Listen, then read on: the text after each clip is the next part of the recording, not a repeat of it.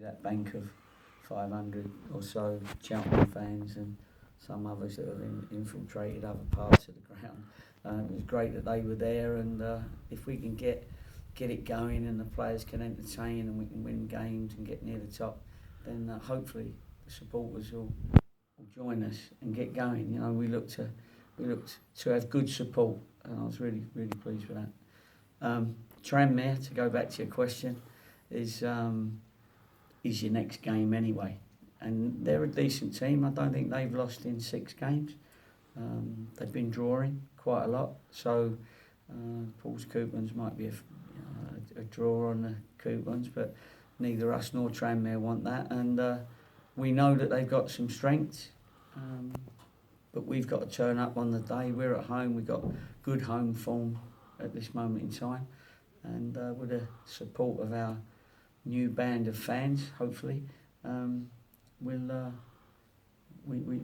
can move on to the top of the league so that we can start singing every week we are top of the league. Are Tranmere ever a side that you've compared yourselves against this season in terms of your progress and how you've reacted to coming down to this level? I always look to see where they are in the league. We're not necessarily comparing ourselves with them, because we're both at the level we're playing at right this minute. But what we do know is that because of their undefeated little run, they've got themselves within a few points now of the playoff spots, and if they were to beat us, they'll only be a couple of points away from us. So we've got to make sure that we keep them on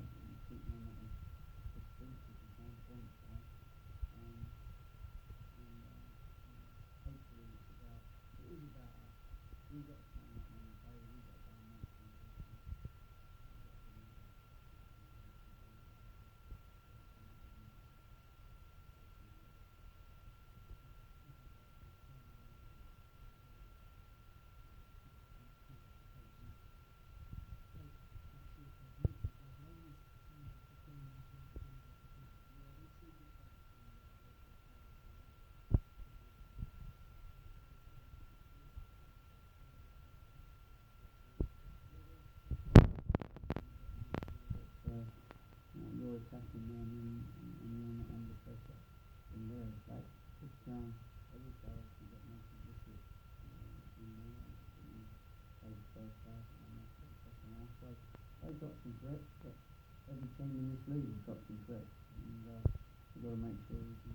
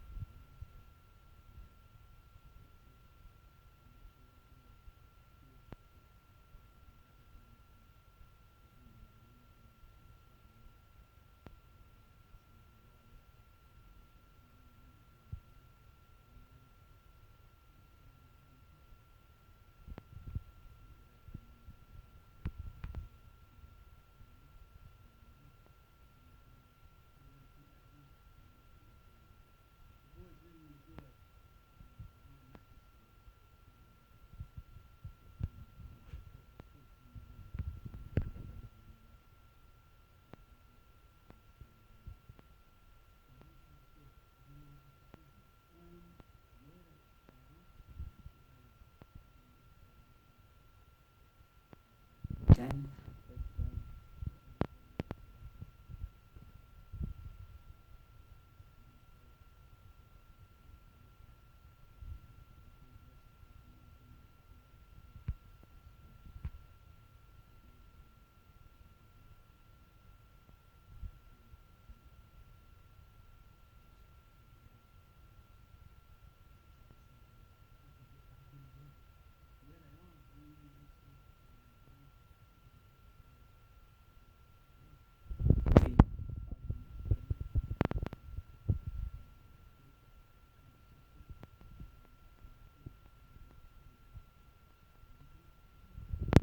Sort of 3-man midfield in the 2 away games rather than have the sort of floating forward. Is that something that you maybe go back to at home?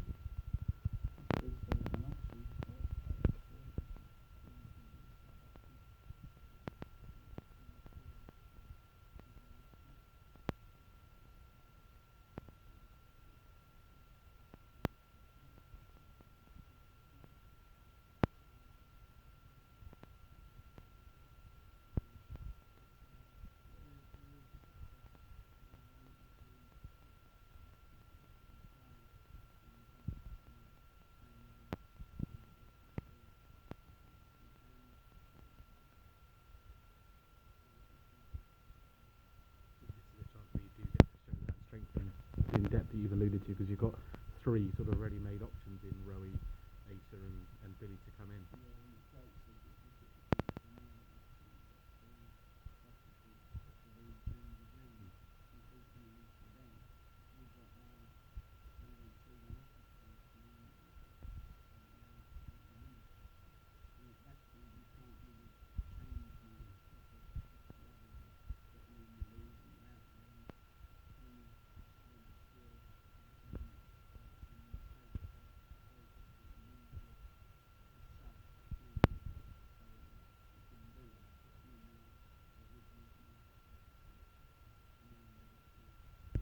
To listening to Harry and Amari speak after the game, and they both said pretty much the same thing about how they hadn't maybe reached your standards. Is that something that you like hearing, that not only are you maybe disappointed, but the players are sinking into that message as well? Yeah, I think so. I mean, it means that we're all singing from the same hymn sheet. That's important, and it means we've got higher standards to try and get to. I mean, that's really where we are, and you know, when I listen to their reports, I don't listen to them all, but when I do, and when we talk in here, you have to use the same language. It's the Cheltenhamshire language that we're using, and it's the football club language, and then at least when they're giving information to each other on the pitch, it's the same language that we're using in training and in this room, which is our review room and our tactics room.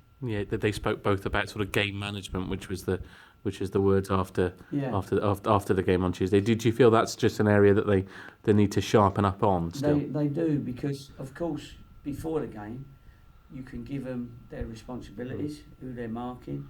If that person scores, then that's down to you, and I think that's helped us from set plays, because we was a little bit vulnerable earlier on in the season and pre-season.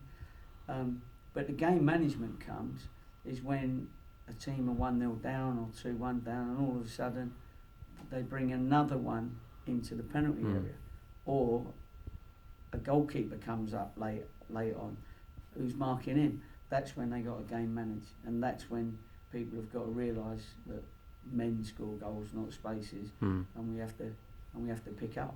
But you know, all goals are mistakes by somebody.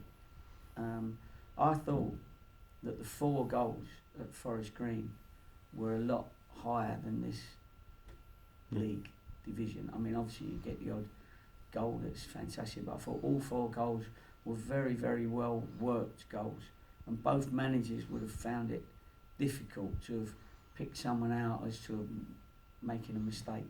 Do you know what I mean? How do you pick up Harry Pell's run and Munsey's ball, Amari's run across the defender, and you know, you see that in the Premiership where an attacker's done really well.